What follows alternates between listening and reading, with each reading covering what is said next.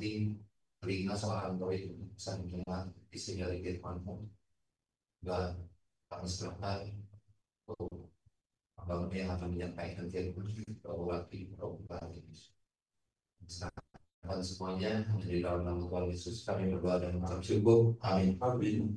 Tuhan, kami ada berdiri sehat, kami bisa menjadi pelayan-pelayan-Mu, kami bernafas, kami jalan, Tuhan, kami bisa melakukan semua ini. Memang cuma benar-benar karena anugerah.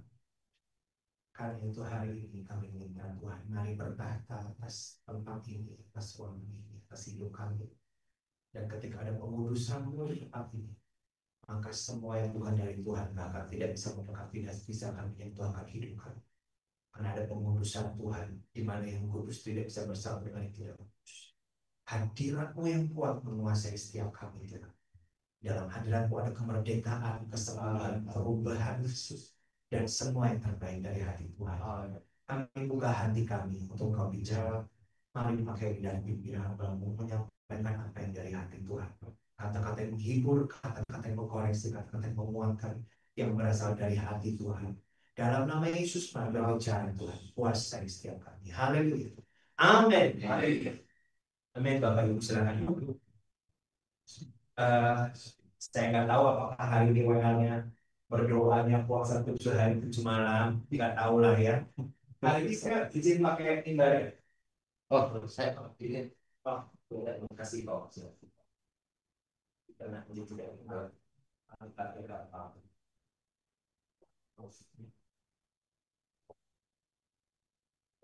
Oke. Saya akan mulai dengan hari ini kalau bapak udah kebiasaan kalau di bapak ibu saudara ini bapak-bapak ibu-ibunya hampir nggak pernah ganti ini aja. Jadi saya nyebutnya bapak ibu saudara. Yang biasanya saya akan mulai dengan judul ini. Jadi kalau bapak ibu lihat pengumumannya ya, pengumumannya adalah tubuh jiwa. Nah, yang ada di sini bulan lalu waktu saya share menjadi manusia supernatural ada nggak? Ada yang nggak datang nggak bulan lalu? Datang semua ya? Masih inget lah kira-kiranya ya tentang apa? Hari ini saya mau lanjut ya. Hari ini kita akan banyak bahas tentang bagaimana kita override, mengendalikan jiwa. Nah, oke. Jadi judul tambahannya adalah tubuh jiwa. Ya, saya akan ambil ayat pertama dari 3 Yohanes 1 ayat 2. Saya bacain aja buat saudara.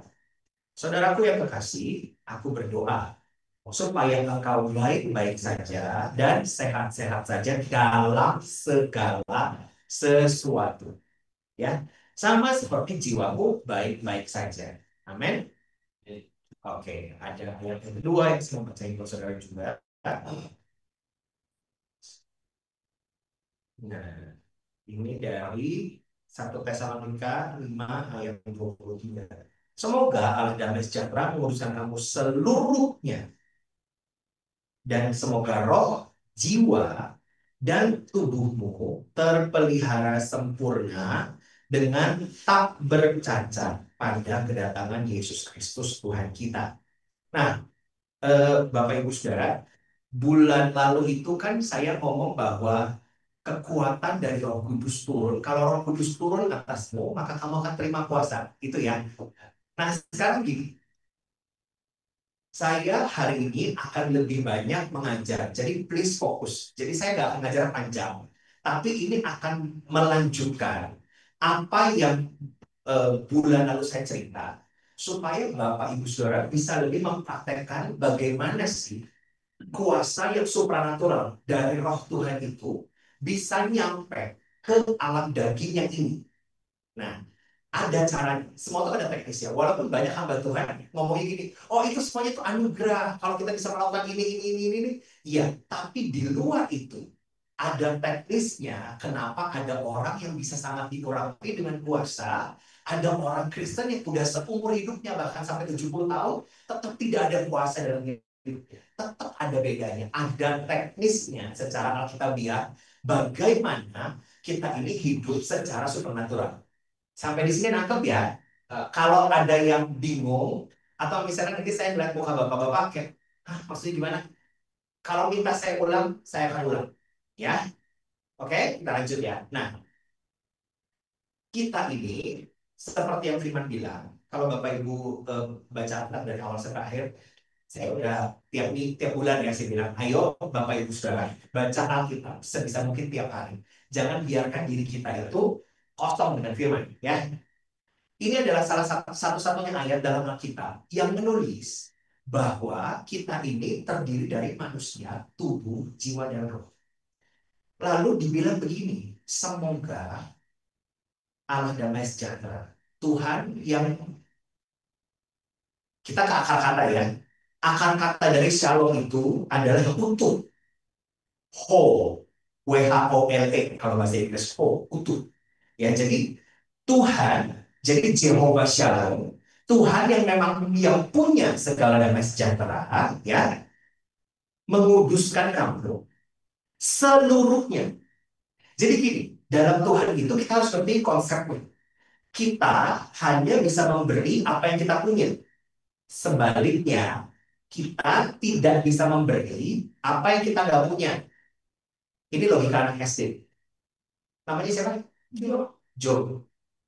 Job, saya minta 100.000 dong di kantong kamu. Kamu punya nggak sekarang? Nggak ada. Jadi kamu nggak akan bisa kasih saya 100.000 kan? Nah, dalam Tuhan juga begitu. Kalau kita terima damai sejahtera yang dari Tuhan, berarti kita punya. Ya. Punya karena kita diberi. Sekarang kalau misalnya nih ya, Job, saya kasih kamu di 100.000. Ya, kamu punya 100.000 toh. Besok saya datang ke kamu. Job, minta dong 100.000. Punya nggak? Punya.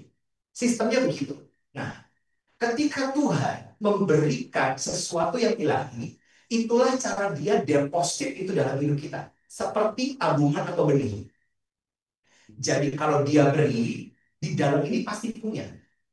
Dan setiap kali Tuhan disebutkan dengan nama yang berbeda dalam firman Tuhan, dia akan memberikan dampak yang berbeda.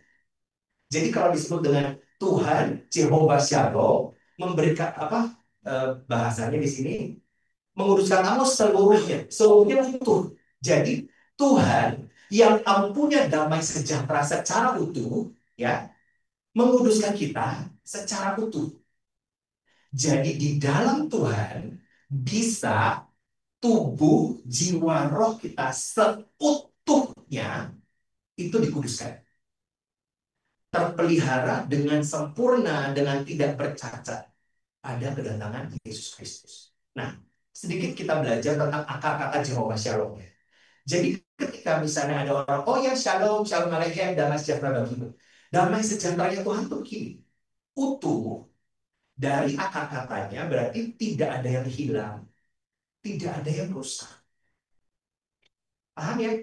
Jadi sayang banget kalau bapak-bapak nggak nyata.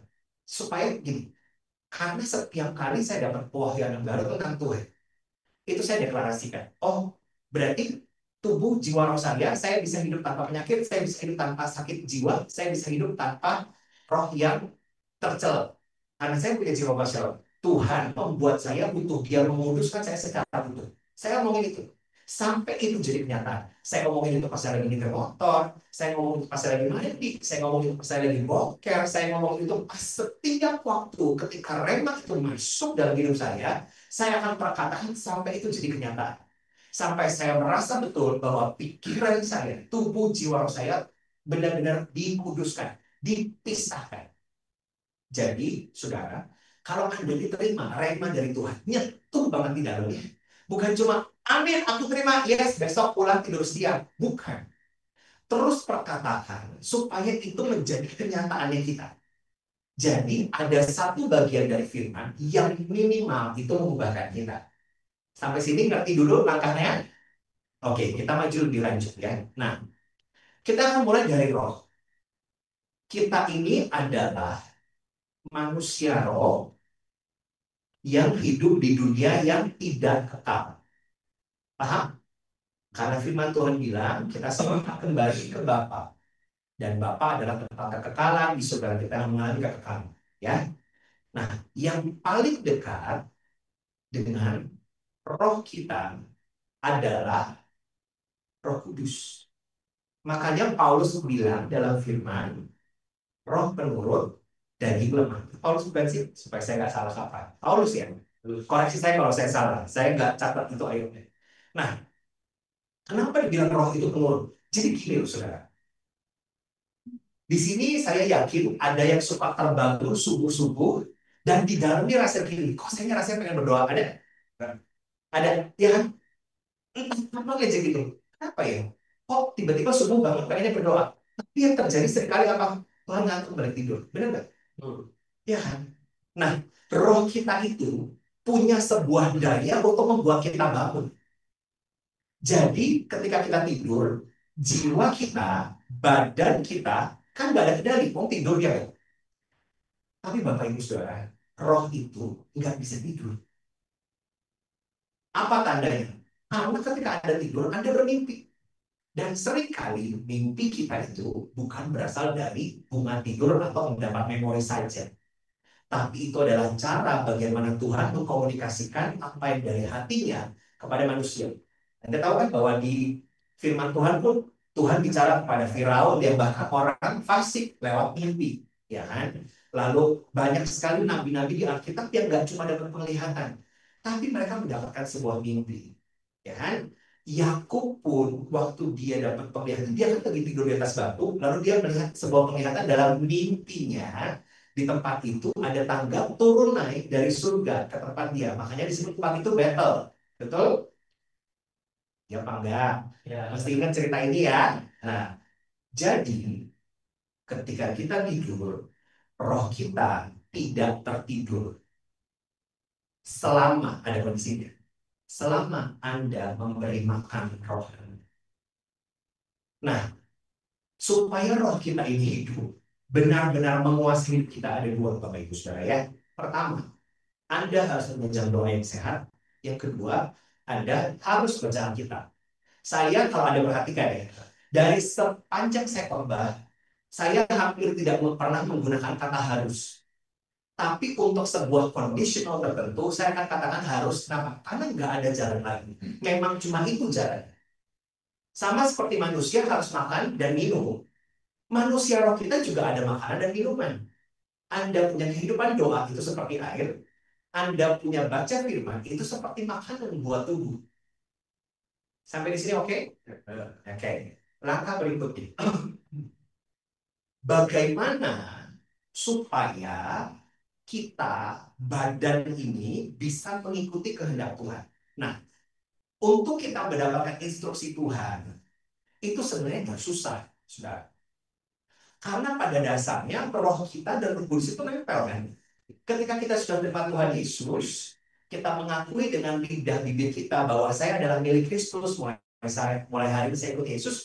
Di saat itu juga Roh Kudus akan ditaruh di dalam kita dan menguasai hidup kita. Dia tinggal di situ, dia berdaulat di situ. Jadi roh kita ini pasti nempel.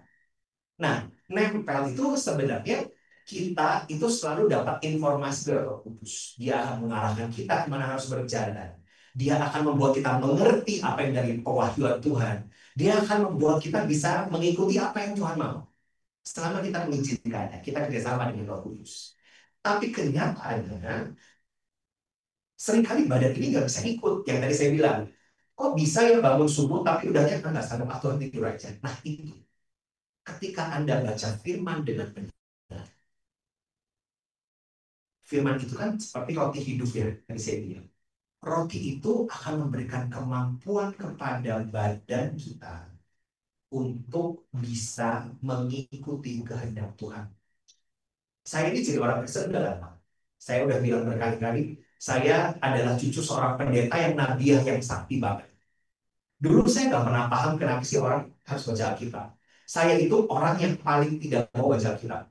Paling susah diajak doa pagi, paling susah diajak baca Alkitab, karena saya ya berpikir orang Kristen itu munafik gitu. Karena kan papa saya pernah tua, anak pendeta.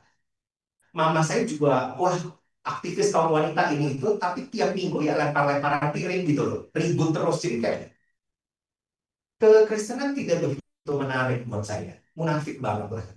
Jadi buat karena melihat itu terus, saya jadi kecewa sama orang Kristen. Padahal rumah saya Ya Kristen banget gitu harusnya. Tapi karena itu akhirnya ketika Tuhan sentuh saya itu selalu ngomong gini, Tuhan, coba sih kasih saya pengertian yang paling masuk buat saya. Kenapa sih kita ini harus terus baca Alkitab? Dan kan udah beres. Gitu. Saya udah baca dari awal kejadian sampai Wahyu udah beres. Dan tuh, kayaknya waktu lahir baru tuh umur 17 tahun ya. Wah bisa baca Alkitab. Kayaknya jatuh cinta banget sama Alkitab. Tapi lama-lama ya, setelah Anda baca Alkitab 2 kali, 3 kali, udah mulai bagi firman sana sini, bacaan itu membosankan. Jadi ini saudara jangan ikutin saya ya, tapi buat saya juga jadinya membosankan gitu. Terus saya bilang gini, Tuhan, ngapain sih harus baca Alkitab lagi? Jadi bacanya sih baca gitu ya, tapi ngomel gitu. Tapi puji Tuhan saya ngomelnya sama Tuhan ya, bukan sama pemimpin rohani saya, bukan sama pendeta saya, enggak sih. I just don't kayak nanti saya bosen banget gitu. Tapi kemarin dibaca, ini ngomel ya. Nggak paham Tuhan, kenapa sih? Sampai ya saya pakai cara yang ekstrim, nggak usah baca. Jadi sekali, kan saya udah bilang, waktu saya nggak baca, marah jadi gampang. Oh, eh, kesabaran setipis tisu di belah tujuh.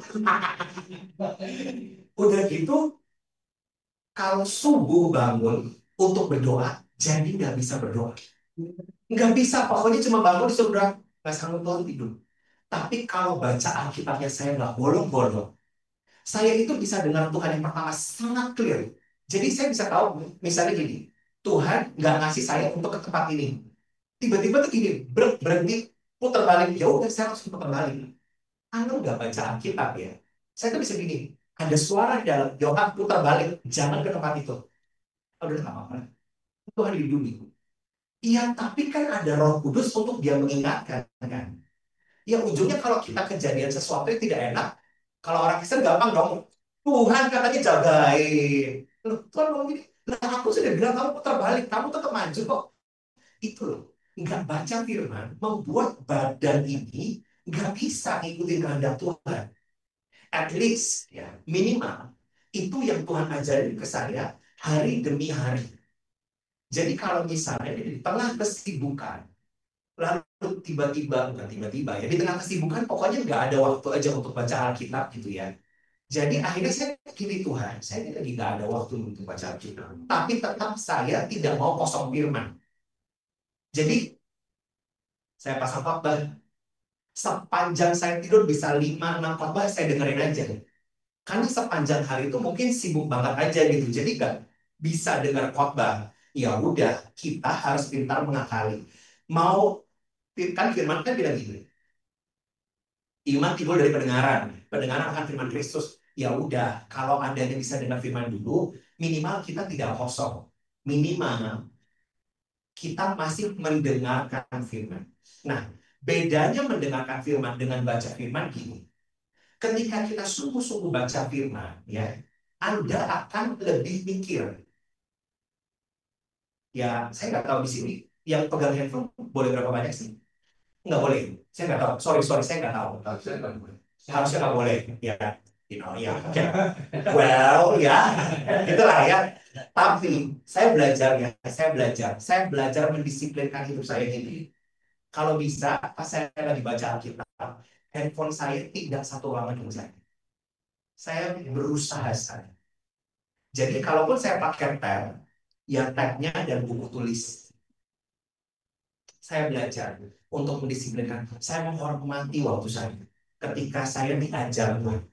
Jadi sekarang saya mengambil momen baca Alkitab saya adalah bukan lagi saya belajar Alkitab, tapi saya mengambil momen itu di mana Tuhan, saya datang untuk Tuhan ajari tentang firman.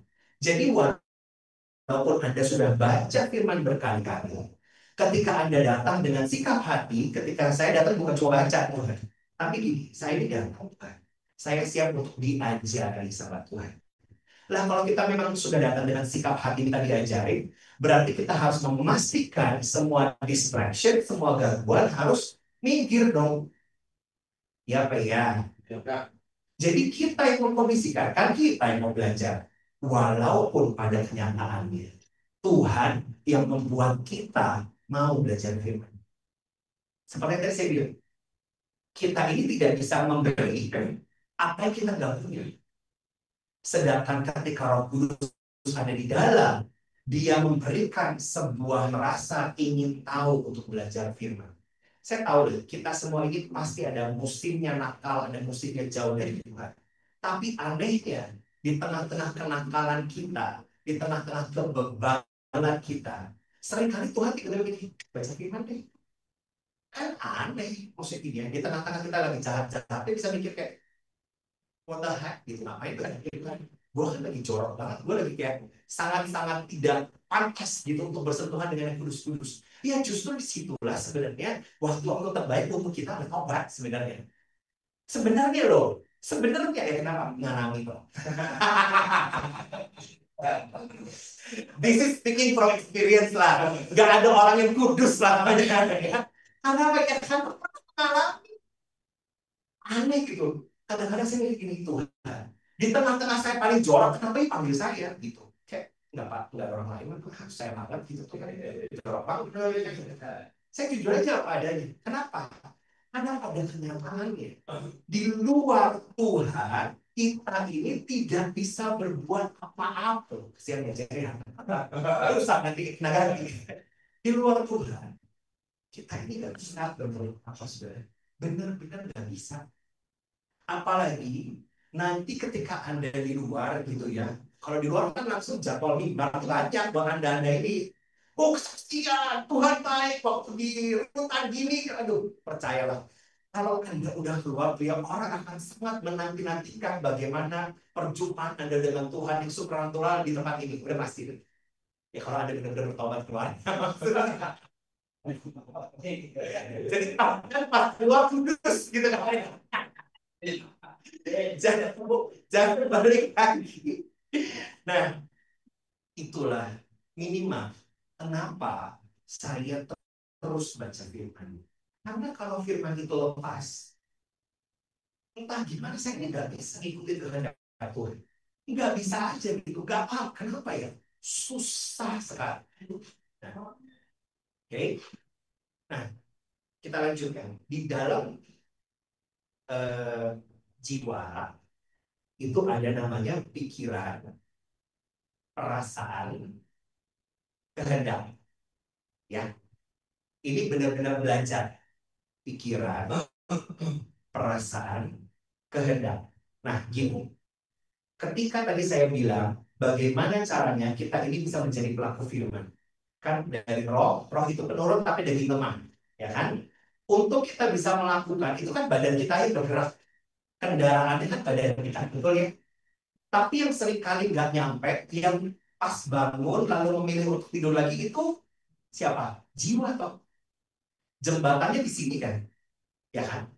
Anda mengambil keputusannya di sini kan, ya kan?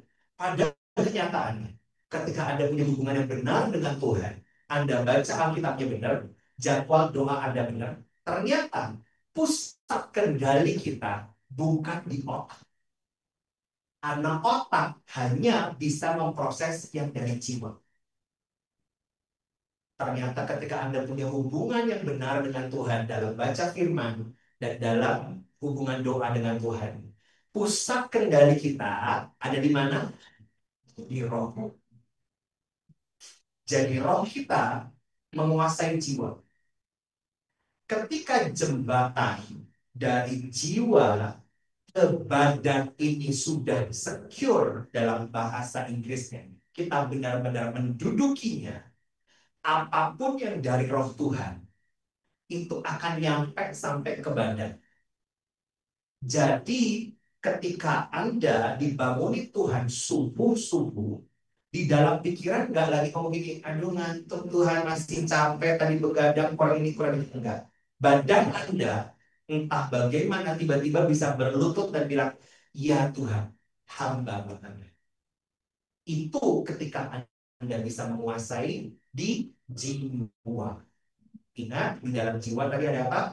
Pikiran, perasaan, kehendak. Ya, saya punya waktu sampai jam berapa? Oh, Mas, masih lama. Beneran nanti pada diusir. 30 menit. 30 menitan ya. Oke. Sampai sini nangkap? Terlalu cepat nggak saya ngomongnya? Cukup ya. Oke. Nah, saya akan coba jelaskan bagaimana kita bisa mengolah pikiran, perasaan, dan kehendak dengan praktek yang dari kesaksian saya itu. Gitu. Gini Bapak Ibu Saudara. Sejujurnya, kenapa tadi saya berdoa, saya bilang gini, Tuhan, kalau kami ini ada di sini, benar-benar cuma kanan orang.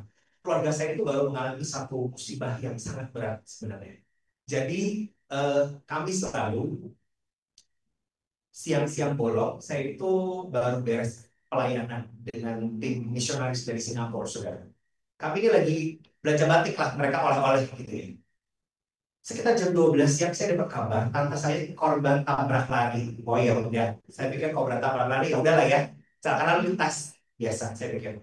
Ya udah, oh iya, gimana di mana? Udah di rumah sakit. Oh ya udah, saya pikir udah di rumah sakit ya, ya kan. Ya udah kita berdoa cepat sembuh dan saya masih melayani tim dari Singapura itu. Ada sekitar 5 orang saya layani. Saya jamu dengan baik karena kami tuan rumah kan.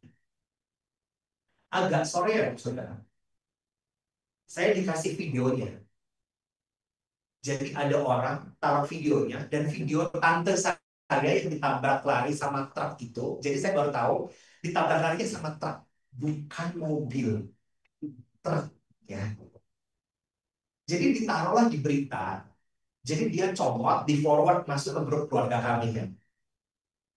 Saya cuma mikir gini, ngapain sih tante ini? Maksudnya ada tante tante saya yang lain. Ngapain sih tante ini masukin berita orang lain ke sini?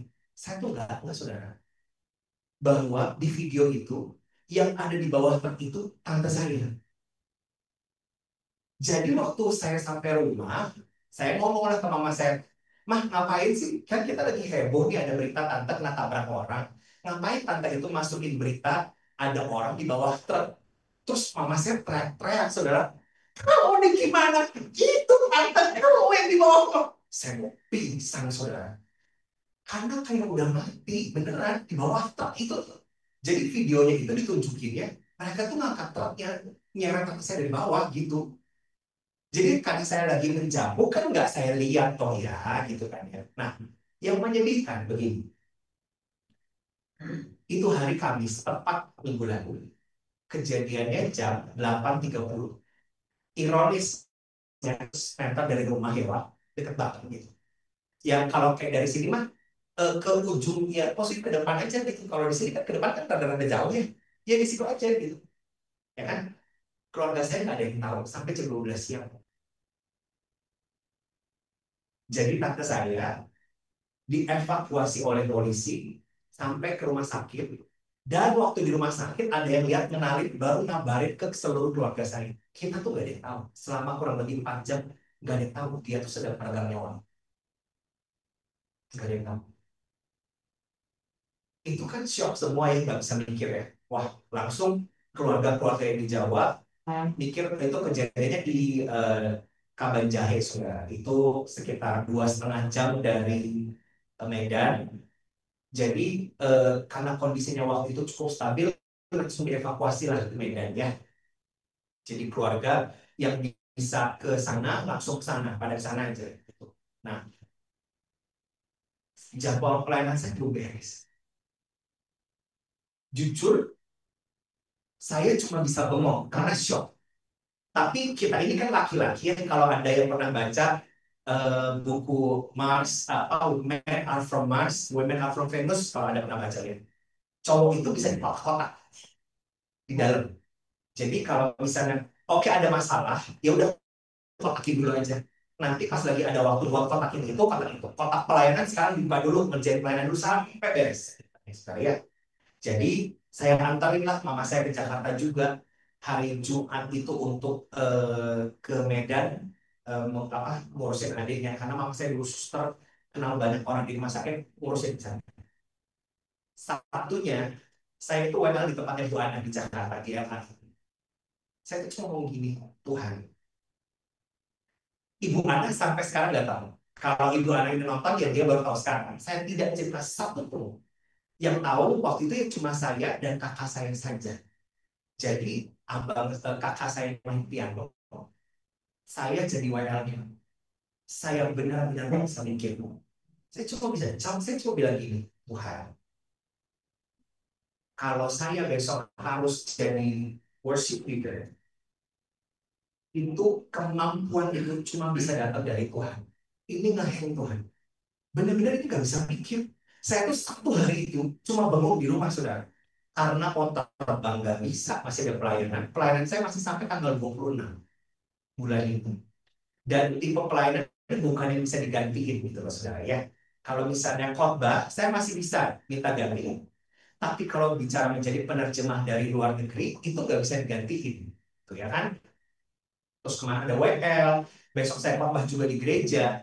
Jadi saya bilang, Tuhan, kalau saya harus melayani, kemampuan itu cuma datang dari Tuhan. Ya itu yang tadi saya bilang. Kalau Tuhan memberikan shalom di dalam, saya punya nggak? Ya. Kalau saya punya, saya tinggal pakai nggak? Ya. Karena saya tahu saya punya kan. Jadi saya bilang, saya nggak bersandar dengan kekuatan Yohana lagi Tuhan. Saya pakai yang dari Tuhan aja, dan saya pun nggak akan cukup. Rasanya cuma pengen ngurung diri di kamar, nangis sejadi-jadinya, lalu terbang ke Medan. Pengennya begitu loh. Ya. Tapi kalau nggak baca firman, kalau nggak punya jam doa yang benar, tubuh kita ini cuma akan ngikutin pikiran, perasaan, kehendak. Itu bedanya. Tapi ketika kita punya hubungan yang sehat dengan Tuhan, jam doa yang benar, baca Alkitab yang benar, dunia ini boleh jungkir balik ya, tapi badanmu akan memilih keputusan dan kehendak Tuhan. Itu yang aneh dan tidak masuk akal buat dunia. Lah kalau buat orang ya udah aja kamu drop semua jawab, bang dong misalnya. Lah nggak bisa saudara.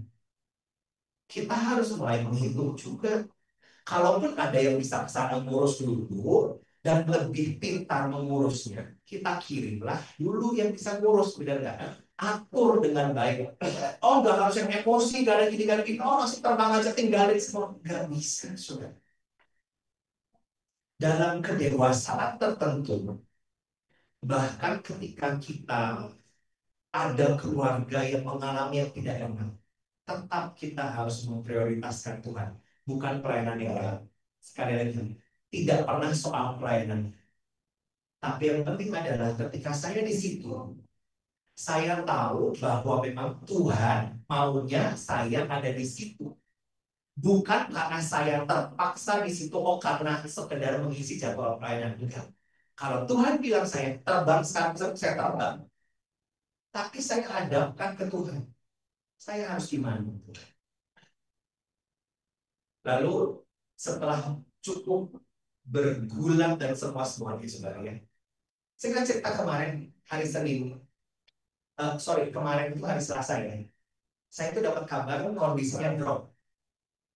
Kan ya ada bisa dibayangkan lah, ditabrak truk. Tulang rusuknya 45, perdarahan otak, tangan patah, dan lain-lainnya saya nggak tahu. Saya cuma dapat laporan itu, jadi saya juga nggak berani banyak tanya. Nanti keluarga saya khawatir atau gimana, saya juga nggak berani tanya. Kondisinya drop. Kemarin saya nangis seharian. Saya cuma bisa nangis. Dan mama saya ngomong gini, itu tuh adiknya loh, itu adiknya. Dia bilang gini, ya sudah deh, kalau misalnya memang buat Tuhan yang terbaik, adik mama pulang, ya udah berpulang aja. Toh dia nanti bersuka cita dengan Bapa di surga.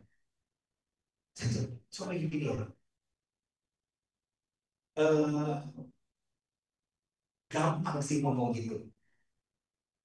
Tapi saya tahu juga bahwa buat dia, nanti dia juga yang paling nangis sebenarnya. Ya kan itu adiknya gitu. Sementara itu kan tante saya kan tidak berhubungan darah secara langsung. Tapi ini kan adiknya gitu ya. Saya tuh cuma ngomong gini, Tuhan, kalau boleh memilih, kalau boleh sih, saya sih memilih dia sembuh dalam urusan Tuhan, tidak menjadi saksian. lalu pulang secara alami gitu loh. Jangan pulang gara-gara kesalahan Tuhan. Karunia gitu. Maksudnya nggak sempat bilang selamat tinggal gitu loh, nggak sempat bilang ngasih wejangan-wejangan nanti kalau mama pergi gini, gini, gini gitu kan. Kalau dulu waktu papa saya meninggal, papa saya itu sakitnya 4 tahun dulu sudah. Jadi kami semua itu pada saat dia meninggal tuh ya udah gitu ngelepas. Tapi kan selama 4 tahun dia sakit kan sudah ngasih-ngasih. Nih gue tuh udah mau mati loh. Nanti ya lo ngurus ini. Nanti kalau gue tinggal tuh ada ini, ada ini, ada ini. Kalau ini kan dia sejak jeger belum pernah benar-benar sadar. Jadi saya bilang kalau boleh nawar lah Tuhan gimana-gimana. Jadi saya nangis tuh kemarin seharian. Kemarin saya itu ada jadwal planet juga. Jadi kembali saudara, saya benar-benar ngomong sama Tuhan ini, Tuhan, sekali lagi hari ini saya naik beban. Saya memilih untuk menaikkan korban hidup saya. Terus, aduh, saudara, benar nih. Itu ya lagu-lagunya pilihan WL-nya kan saya jadi singer. Lagu-lagu pilihan WL itu semua tentang iman, semua tentang wah Tuhan namanya menyembuhkan ini dan itu kondisinya. Tante saya lagi drop. Saya bilang, saya nyanyi ini Tuhan, saya taruh hidup saya. Saya taruh korban hidup saya. Walaupun kenyataannya ini mungkin bakal berpulang ya kalau nggak hari ini besok mungkin. Karena kondisinya drop kan sudah. Dan saya sudah dalam posisi ini. Tuhan kalau mau pulang ya udah. Kalaupun mau dia hidup, ya saya bersyukur juga. Tapi kan nyampe ke titik penyerahan total itu udah gampang sudah. Sebenarnya gini, karena dia ini tante yang paling sayang sama saya. Jadi kalau dia itu rasanya kayak punya mamah kedua tuh ya dia gitu. Sangat baik hati. Kan? Itu kayak saudara ya. Jadi dari kemarin sampai tadi pagi. Tadi pagi juga saya tuh cuma nangis aja gitu.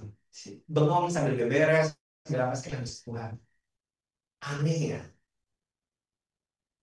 Seringkali kita ini sudah tahu kehendak Tuhan, sudah bisa berserah, tapi dalam proses berserahnya tetap perasaan itu kok muter gitu. Tetap ya cirambai aja gitu, nangis terus. Bukan saya nggak bersyukur, tapi air mata itu nggak bisa berhenti gitu. Ya Tuhan gimana ya. Padahal kan segala sesuatu Tuhan sudah atur yang terbaik. Kalaupun pulang, ya Tuhan udah atur yang terbaik. Kalaupun dia hidup, Tuhan udah atur yang terbaik.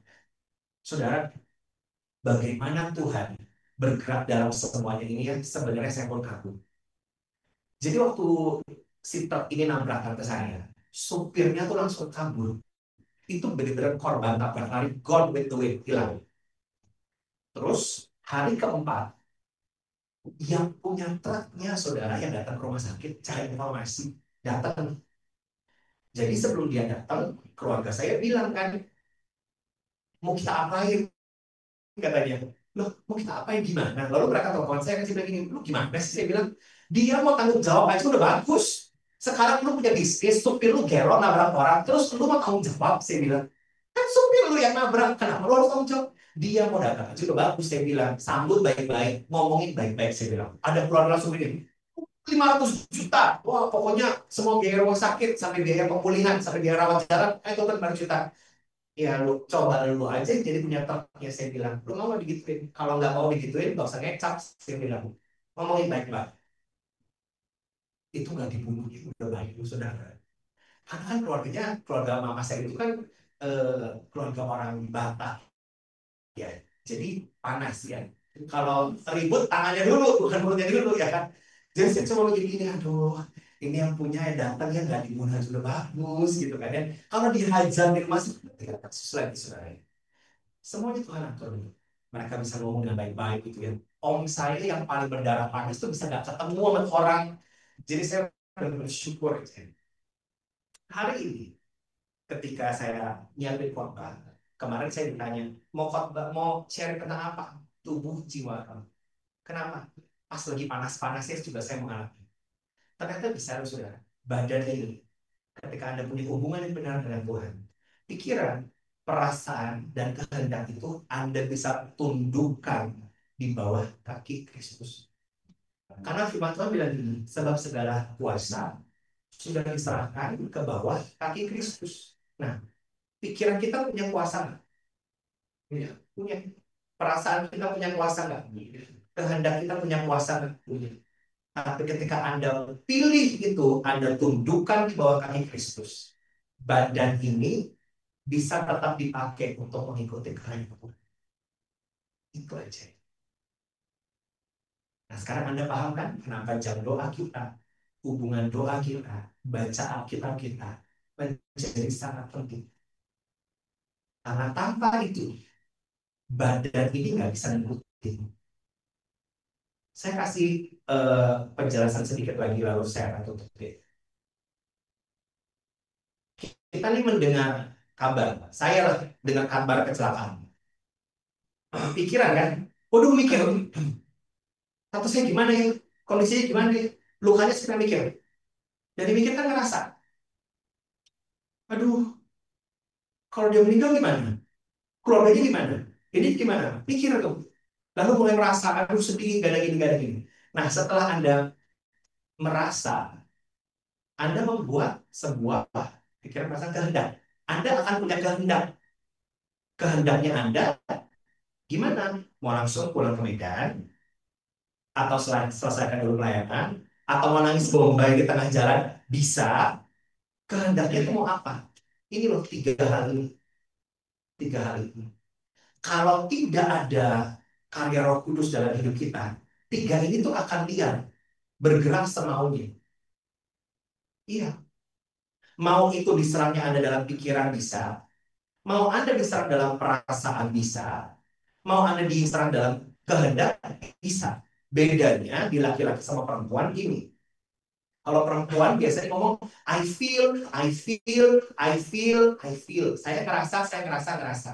Kalau cowok, saya mikirnya tuh gini, saya mikirnya gini, saya mikirnya gini. Bedanya di situ. Nah, di sini kita bisa mengakali. Saudara, Anda perlu tahu bahwa dalam hidup kita perlu keseimbangan antara perasaan dan pikiran. Tapi kita tidak mengambil keputusan berdasarkan perasaan dan pikiran saja. Paham ya? Nah, walaupun pada umumnya kebanyakan perempuan lebih perasa, bukan berarti itu rata. Ada perempuan lebih mikir dibanding laki-laki. Dan ada laki-laki yang lebih perasa dibanding perempuan. Jadi kalau kita berhubungan dengan orang seperti itu, kita akan menyeimbangkan dengan pikiran Kristus. Apa yang Firman bilang tentang kasus yang kita hubungi? Jadi bukan cuma, oh saya ngerasa gini, saya mikir gini, enggak. Tentang kasusmu, apa yang Firman bilang? Nah, Roh Kudus akan mengingatkan dalam firman Tuhan itu, kebenaran yang bisa memerdekakan kita tentang kasus itu apa. Tapi kalau Anda nggak baca firman, oh nggak punya ingatannya. Di sini ada yang punya anjing. Nah, kalau Anda punya anjing, Anda punya memori tentang anjingnya enggak? Punya. Lah kalau sekarang Anda nggak pernah punya anjing, mana mungkin Anda punya ingatan tentang anjing? Sama dengan firman. Kalau Anda nggak pernah benar-benar baca firman-Nya, ya, bagaimana kita bisa punya ingatan? Oh ya, saya pernah baca tentang ini. Ini yang Tuhan bilang tentang kebenaran firman buat saya merdeka dari masalah ini. Oh nggak ada. Saya akan terus makan di sini ya. Mau 1 minggu sekali, mau 1 bulan sekali, mau 1 bulan saya bisa. I will still keep reminding you. Ayo baca firman. Ngerti nggak ngerti? Just keep doing it. Kenapa? Kita tuh butuh banget. Kita yang butuh, bukan Tuhan. Tuhan nggak butuh kita untuk baca firman. Kita yang butuh Tuhan. Untuk Tuhan ajarin kita tentang firman. Ya. Jadi kalau tadi saya membuka dengan Yohanes 3 Yohanes 1. Saya akan menutupnya juga dengan itu. Saudaraku yang kekasih, aku berdoa. Semoga engkau baik-baik saja dan sehat-sehat saja dalam segala sesuatu, sama seperti jiwamu baik-baik saja. Pikiran, perasaan, dan kehendak juga bisa berarti luka pasal saudara. Kalau Anda tundukkan itu di bawah kaki Kristus, Anda bisa sembuh dari semua luka, trauma masa lalu, marah yang tidak terkendali, kesedihan yang tidak terkendali, tidak bisa mengampuni diri sendiri, apapun luka dalam jiwa, ketika Anda tunduk di bawah kaki Kristus, itu bisa sembuh. Tidak harus selalu minta doain hamba Tuhan, tidak selalu harus Anda minta tolong dari siapapun. Anda belajar untuk menghampiri Tuhan, menghadap tahta kasih karunia dan bilang, Tuhan, aku serahkan pikiran, perasaan, kehendak di bawah kaki Kristus. You become the master. Ya. Untuk Tuhan menjadi penyelamat kita, semua orang pengen. Tapi selamat kan bicara soal kepentingan kita, benar nggak sih? Bicara soal Tuhan, menjadi Tuhan kita, beda lagi, saudara. When He is your God, kita punya kewajiban untuk punya pendudukan diri terhadap kehendak. Kata Tuhan itu kan berarti dia tuannya dari segala tuan. Anda punya bos aja, kadang-kadang kita kan harus jadi ass kisser ya, harus asal bos senang gitu. Nah sekarang dia bukan cuma bos, dia Tuhan yang menyelamatkan hidup kita. Ketika dia jadi Tuhan, kita tuh harus menundukkan diri terhadap kehendak Allah karena dia memang punya kehendak yang terbaik buat kita. Yang jelas dia pengen yang terbaik. Sama bos di dunia aja baik, kita bisa menundukkan diri. Apalagi ketika kita melayani Tuhan sudah sangat berbuat baik, yang berikan nyawa. Ya, saya udah semua bagi pendiri kita.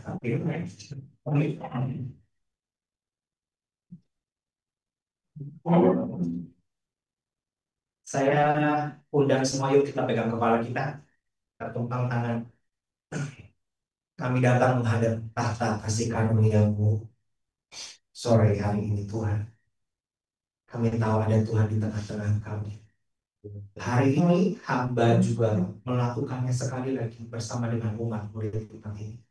Kami kembali menyerahkan tubuh jiwa kami, khususnya hari ini, pikiran, rasa, dan kehendak kami untuk sekali lagi ditundukkan di bawah kaki Kristus. Sehingga setiap kelemahan di jiwa, setiap trauma, setiap luka, setiap memori yang bukan dari Tuhan, setiap kami yang tidak bisa mengampuni diri sendiri, hari ini bisa dibersihkan dan dicabut. Sebisanya yang hari ini dicabut, biar itu dicabut Tuhan dan digantikan dengan damai sejahtera, sehingga kami terpelihara secara utuh, tidak bercela sampai kedatangan Kristus Yesus yang kedua kali. Terima kasih Tuhan, kami bersyukur Engkau yang memberkati setiap umat-Mu. Hamba sudah sampaikan kebenaran firman, biar itu menembusi setiap jiwa masuk dalam roh mereka, bertumbuh, berakar, dan berbuah yang manis buat orang-orang di sekitarnya. Terima kasih Tuhan, terima kasih. Mari semua angkat tangan, kita terima berkat dari Tuhan. Kiranya Tuhan memberkati kau dengan melimpah-limpah. Tuhan menghadapkan wajah kepada-Mu, menyinari kau dengan wajah, memberikan kasih karunia. Dia memberkati kau, memberikan kau damai sejahtera, pribadinya nyata, pembelaannya nyata, kuasanya nyata, penyertaannya nyata dalam hidup setiap kita. Dalam nama Yesus kami bersyukur dan berdoa. Amin. Recording stopped.